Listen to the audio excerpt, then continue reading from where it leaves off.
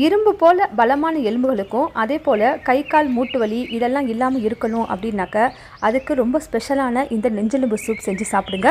எங்கள் பாட்டி எனக்கு சொல்லி கொடுத்த ரெசிபி தான் இது. அந்த ரெசிபி தான் இதுவரை நான் ஃபாலோ பண்ணிகிட்ருக்கேன். ஹலோ வியூவர்ஸ், வணக்கம். இன்றைக்கி இந்த நெஞ்செலும்பு சூப் நம்ம செய்கிறதுக்கு 1 கிலோ நெஞ்செலும்பு வாங்கியிருக்கேன். கறிக்கடையில் கேட்டு வாங்கிக்கோங்க. இது போல் சாப்ஸு நெஞ்செலும்பு சூப் வைக்கிறதுக்குன்னு சொல்லி வாங்கிக்கணும். எலும்பு சூப் எப்படி வைக்கிறதுன்னு பார்ப்போமா?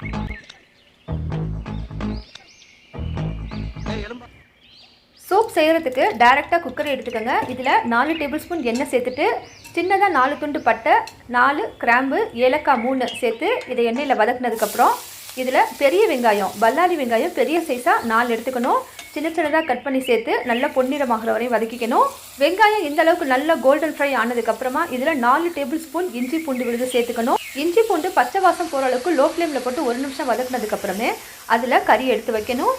இஞ்சி பூண்டோடு சேர்த்து இந்த கறியை ஒரு தடவை வதக்கி விட்டுட்டு மஞ்சள் தூள் 1/2 டீஸ்பூன் சேர்த்து மறுபடியும் ஒரு தடவை நல்லா மிக்ஸ் பண்ணி விட்டதுக்கப்புறமா இதை ஒரு 2 நிமிஷம் ஹை ஃப்ளேமில் வச்சு மூடி போட்டு குக் பண்ணுங்கள்.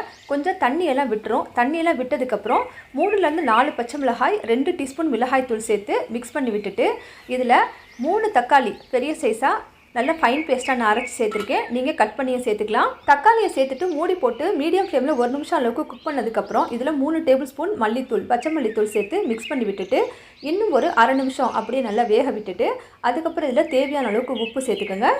உப்பு சேர்த்ததுக்கப்புறமா தேவையான அளவுக்கு தண்ணி, 1 லிட்டர் அளவுக்கு தண்ணி சேர்த்து இது பார்த்திங்கன்னா கறி நல்லா சாஃப்ட் ஆகணும். அந்த அளவுக்கு வெந்தால் தான் இந்த எலும்பில் இருக்க சாரெல்லாம் இறங்கி நமக்கு இந்த சூப் ரொம்ப ருசியாக கிடைக்கும். தண்ணி சேர்த்ததுக்கப்புறமா நல்லா கொதிக்க ஆரம்பிச்சதுக்கப்புறம் மூடி போட்டு 8லேருந்து 10 விசில் உங்களுக்கு எவ்வளோ தேவையோ அந்தளவுக்கு விசில் கொடுத்து எடுத்தோம் அப்படின்னாக்க இந்தளவுக்கு கறி நமக்கு நல்லா சாஃப்டாக வெந்துடும். கறி இந்தளவுக்கு சாஃப்டாக வெந்ததுக்கப்புறமா 4 சில்லு தேங்காய் எடுத்துகிட்டு அதில் 1 டீஸ்பூன் சோம்பு சேர்த்து நல்லா ஃபைன் பேஸ்ட்டாக அரைச்சி இதையும் சேர்த்து நல்லா மிக்ஸி ஜாரை அலசி தாராளமாக தண்ணி சேர்த்துக்கணும். இன்றைக்கி நாம் செய்கிறது குழம்பு டைப் கிடையாது, சூப்பு டைப்பு. அதனால் தண்ணி கொஞ்சம் தாராளமாகவே சேர்த்துக்கோங்க. கொஞ்சம் திக்னஸ்க்காக தான் தேங்காயும் சேர்த்துருக்கேன். அதே போல் தக்காளியும் அரைச்சி சேர்க்கணும்னு சொல்கிறேன். பாருங்கள், இந்த மாதிரி ஒரு கன்சிஸ்டன்சி இருந்தால் போதும். இதை நம்ம வெள்ளை சாதத்துக்கு, இட்லிக்கு, தோசைக்கு எல்லாத்துக்கும் சாப்பிட்லாம். ரொம்பவே டாப்பாக இருக்கும். தேங்காய் சேர்த்ததுக்கப்புறமா ஒரு 1/2 நிமிஷம் அளவுக்கு கொதிக்க விடுங்க. கொதிச்சதுக்கப்புறம் இதை ஆஃப் பண்ணிவிட்டு இதுக்கு மேலே நம்ம மல்லித்தலை கார்னிஷ் பண்ணி சாப்பிட வேண்டியதான். சூப்பரான ரொம்ப ஹெல்த்தியான மட்டன் சூப் தயாராகிடுச்சு. நான் இன்றைக்கி சொன்ன அளவுகள் பார்த்திங்கன்னா 8 பேர் கூட குடும்பத்தில் தாராளமாக சாப்பிட்லாம்.